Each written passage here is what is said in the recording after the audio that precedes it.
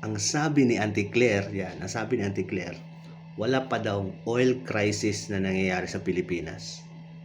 Yung oil crisis na sinasabi ni BBM ay oil crisis dito sa Middle East. Alam mo, Auntie Claire, napakabobo mo. Kahit kailan hindi magkakaroon ng oil crisis dito sa Middle East kasi dito nanggagaling lahat ng supply ng langis. Tandaan mo yan. Ha? Ito, i-ano ko sa iyo kung paano kinuha yung langis.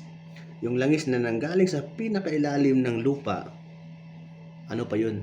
Putik pa yun. Tapos, sinisip-sip. Pagkatapos, pinapakuluan hanggang 400 degrees Celsius. Hanggang dinadala yan sa oil refinery para mag-segregate yung putik. Una, kinukuha yung yung putik, madaming yun eh. Madaming makukuha diyan eh. Una, yung gas, tapos yung gasoline, tapos yung kerosene, high octane yung sa aeroplano, tapos diesel, tapos yung mga lubricant, tapos yung pinakahuli doon na makukuha mula sa putik na nanggaling sa ilalim ng lupa is ang yung tawag ito, yung asphalt. Yun, yung asphalt. Yun yung pinakahuli.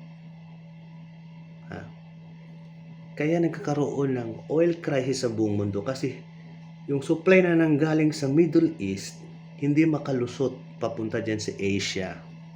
Yan, Auntie Claire, maliwanag, Auntie Claire, dito sa Middle East walang oil crisis kasi sagana sa oil resources dito. Diyan lang papuntang pagtawid dyan, papuntang India, papuntang China dyan, papuntang Southeast Asia, papuntang Asia, papuntang Africa. Diyan lang nagkakaroon ng oil crisis. Tandaan mo yan. Kaya huwag kang magmarunong, Auntie Claire. Abogado ka pa naman. Napakabobo mo.